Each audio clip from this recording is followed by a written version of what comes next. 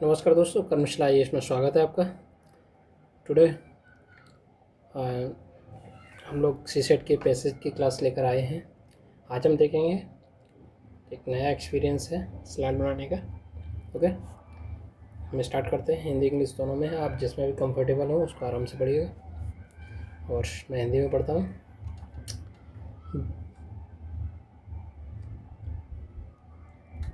प्रतिजैविकों के उपयोग, दुरुपयोग और अपसेवन। देखिए यूपीएससी की हिंदी देखिए। ये अपसेवन के बारे में जागरूकता आम जानकारी है। 1 मिनट रुकिएगा, थोड़ा सा हाईलाइटर चेंज कर देता हूँ। ओके,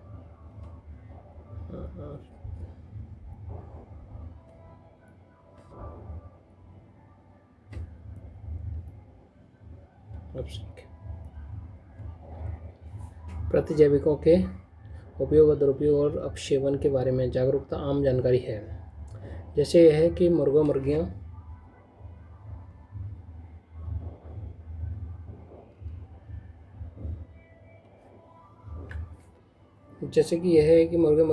को प्रतिजैविक खिलाने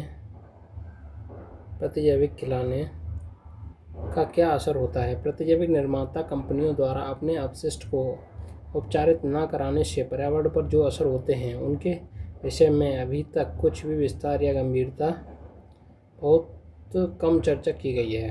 प्रतिजैविक फैक्ट्रियों से होने वाला प्रदूषण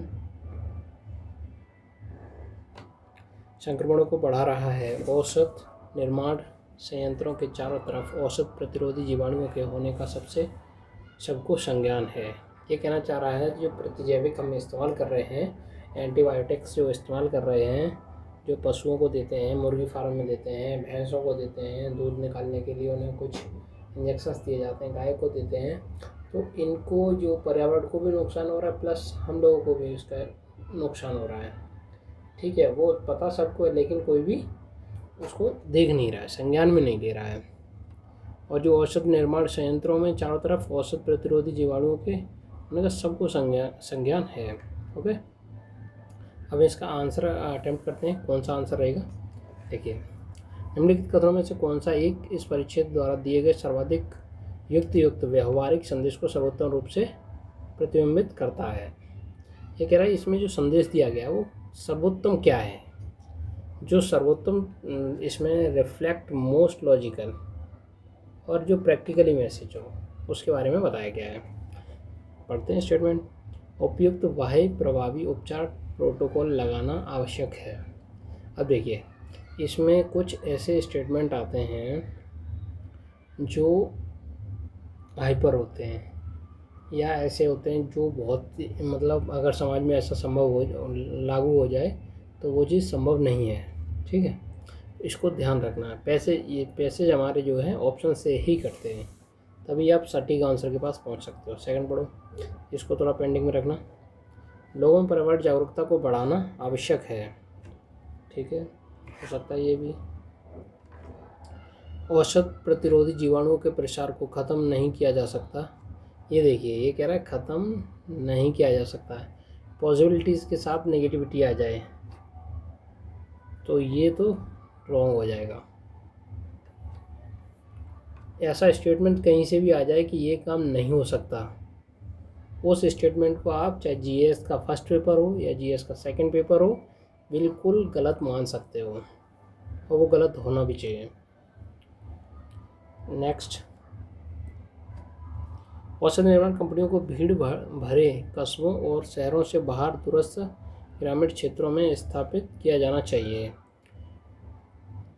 अगर जो औषध निर्माण, ये इसका सॉल्यूशन ये दे रहे हैं कि ये जो औषधि निर्माण कंपनियां हैं जो इस तरीक़ा के एंटीबायोटिक्स बना रही हैं जिनसे सभी लोगों को नुकसान हो रहा है, उसको शहरों से हटाकर ग्रामीण क्षेत्रों में लगा देना चाहिए।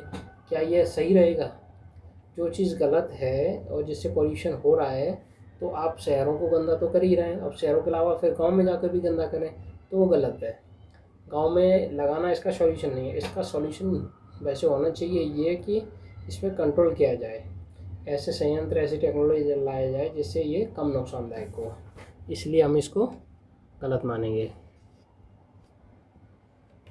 ओके, अब हमारे पास बचे 2। अब लास्ट की 2 लाइन ऊपर की और 2 लाइन लास्ट की पढ़िएगा। पहले ऊपर की पढ़ते हैं। जैविक प्रतिजैविकों के उपयोग और दुरुपयोग को और अपसेवन के बारे में जागरूकता आम जानकारी है। जानकारी आम है। औषध निर्माण संयंत्रों के चारों तरफ औषध प्रतिरोधी जीवाणुओं के होने का सबको संज्ञान है। अब स्टेटमेंट पे आ जाओ।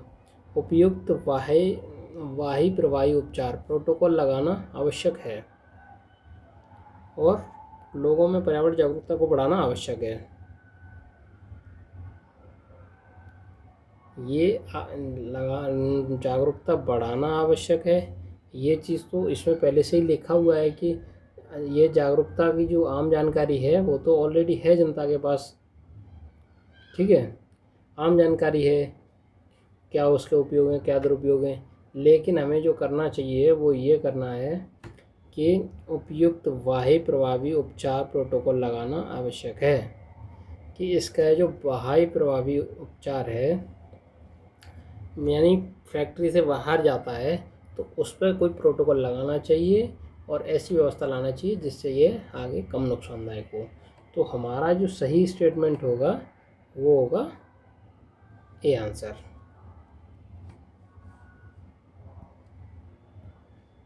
ओके, सही आंसर ए होगा। तो इसमें हम ए आंसर लगाएंगे। आप लोग चेक करना आंसर से, अभी देखता हूँ। ओके, नेक्स्ट सभी लोग अपना पॉज कर लो, इसको देखना और उसके बाद आप कंटिन्यू करते हैं।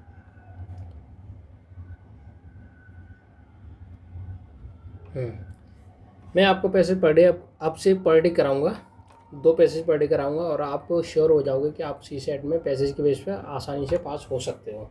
आपने अगर रीजनिंग में थोड़ा सा प्रैक्टिस कर ली और मैथ में थोड़ा सा प्रैक्टिस कर ली प्लस कंप्रीहेंशन डेली करते रहे तो आप श्योर हो कि आप पैसेज सीख जाएंगे। अगर कोई भी कैसा भी डाउट आ रहा तो आप मुझे बताइए, मैं उस तरीक़ा से आपको समझाने की कोशिश करूँगा। ओके, हम स्टार्ट करते हैं। उच्च गुणवत्ता की विद्यालय शिक्षा के लाभ तभी प्राप्त होते हैं। उच्च गुणवत्ता के लाभ अगर लेने हैं आपको, विद्यालय शिक्षा के लाभ तभी प्राप्त होंगे जब विद्यार्थी शिक्षा पूरी करके गेटवे कौशल प्राप्त करने के उपरांत विद्यालय छोड़ते हैं। जैसे कोई दौड़ने से पहले चलना सीखता है, उसी तरह कोई आधारभूत कौशलों को प्राप्त करने के बाद ही उच्चतर कौशलों को प्राप्त करता है। ये बात सही है। ज्ञान अर्थव्यवस्था के आगमन से नई चुनौतियां सामने आई हैं। ओके, चुनौतियां सामने आई हैं और चुनौतियां सामने आई हैं और शिक्षित और अशिक्षित और कार्यबल रखने के गंभीर दुष्परिणाम में से एक है। ये उच्चतर शिक्षा सबको मिल गई, फाउंडेशन बनाया या नहीं बनाया उसमें बोला गया है, लेकिन कह रहा फाउंडेशन बहुत ज़रूरी है। और ज्ञान अर्थव्यवस्था के आगमन से और ज्ञान वाली अर्थव्यवस्था आ गई यानी कि सबको ज्ञान है, से नई चुनौतियाँ सामने आई हैं। और क्या आई हैं? ये अशिक्षित कार्यबल रखने के गंभीर दुष्परिणाम में से एक यह है। और जो अशिक्षित उसमें कार्यबल थे वो उसमें सामने दुष्परिणाम आ रहे हैं कि हम वैश्विक अर्थव्यवस्था के साथ कदम मिलाकर चलने में अक्षम होंगे जब हमारे कार्यबल जो है अशिक्षित होगा। कार्यबल हमारा कैसा होगा? अशिक्षित होगा। अगर ये अशिक्षित होगा तो हम अक्षम हो जाएंगे। प्राथमिक स्तर पर सशक्त अधिगम की बुनियाद बनाए बिना, ये कह रहा है कि प्राथमिक स्तर पर सशक्त अधिगम की बुनियाद बनाए बिना उच्चतर शिक्षा और कौशल विकास में कोई उन्नति नहीं हो सकती। ठीक है, ये बात भी सही कह रहा है भाई। क्या कह रहा है? प्राथमिक स्तर सशक्त अधिगम की बुनियादी बनाए बिना उच्चतर शिक्षा कौशल में कोई उन्नति नहीं हो सकती। जैसे ही मैंने बताया है कि उच्च गुणवत्ता शिक्षा विद्यालय में दी जा रही है, वहाँ से निकलने से पहले वहाँ पे हमें जो फाउंडेशन हमारा था उसको मजबूत होना चाहिए, तभी हम आगे कुछ कर सकते हैं। अगर हमारे कार्यबल जो है अशिक्षित, मैक्सिमम लोग अशिक्षित होंगे तो वो अक्षम होंगे कार्य करने में। इसलिए हमारा प्राथमिक स्तर पर जो सशक्त अधिगम की बुनियाद है, जो बेसिक है, बेसिक स्ट्रक्चर है हमारा शिक्षा का, उसको उन्नत करना होगा। उसकी उन्नति के बिना कौशल विकास नहीं हो सकता। ठीक है, अब हम इसको आगे पढ़ते हैं। इसमें पूछा क्या गया, सर्वोत्तम रूप से प्रतिबिंबित करता है। अब सर्वोत्तम रूप से यानी कि best reflects the crux of passage. Okay, क्या बेस्ट रिफ्लेक्ट करता है इसमें, सर्वोत्तम रूप से क्या प्रतिबिंबित करता है, देखते हैं। विश्व शक्ति बनने के लिए भारत को सार्वभौमिक गुणवत्ता शिक्षा में निवेश करने की आवश्यकता है। किसी चीज़ की आवश्यकता है हो सकता है। ओके, हम इसको पेंडिंग में रखते हैं।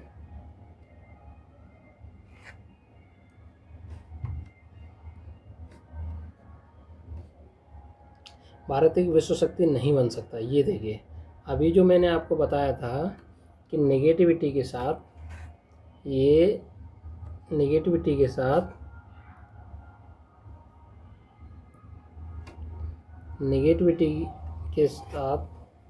पॉसिबिलिटीज़ के साथ अगर नेगेटिविटी आती है तो ये गलत होगा। ऐसे हर पैसेज में एक स्टेटमेंट, 2 स्टेटमेंट आते हैं जिनको आपको गलत करना है। ठीक है, तो ये वाला रॉन्ग हो गया। हमारी शिक्षा प्रणाली में उच्चतर शिक्षा के दौरान कौशल प्रदान करने पर अधिक ध्यान दिया जाना चाहिए। ये कह रहे हैं उच्च शिक्षा के दौरान जो है कौशल प्रदान करने पर अधिक ध्यान दिया जाना चाहिए, लेकिन ऐसा तो नहीं बोला गया पैसेज में। तो ये बोला गया था भाई, जब आप उच्चतर शिक्षा दे रहे हैं तो आपको जो प्राइमरी एजुकेशन है उसका बेस क्लियर होना चाहिए, फाउंडेशन अच्छा होना चाहिए, तभी आप उच्चतर शिक्षा का काम कौशल में ले सकते हैं। ओके, तो स्किल पे भी ध्यान देना है, लेकिन उससे पहले प्राइमरी एजुकेशन पे ध्यान देना है। विद्यालयों के अनेक बच्चों के माता पिता निरक्षर हैं और गुणवत्तापूर्ण शिक्षा के लाभों के प्रति जागरूक नहीं हैं। ऐसा तो पैसेज में कहीं पे भी नहीं बोला गया है कि बच्चों के माता पिता से कोई असर पड़ता है। यदि वो निरक्षर हैं तो क्या वो गुणवत्तापूर्ण शिक्षा के लाभ जो हैं उसके नहीं दिला सकते या जागरूक नहीं है? ऐसा इसमें पैसेज में कुछ बात नहीं की गई, तो ये स्टेटमेंट तो बिल्कुल गलत है। ठीक है, तो हमारे पास बचा एक ही स्टेटमेंट। जब एक स्टेटमेंट बचा तो वही स्टेटमेंट हमारा सही होगा।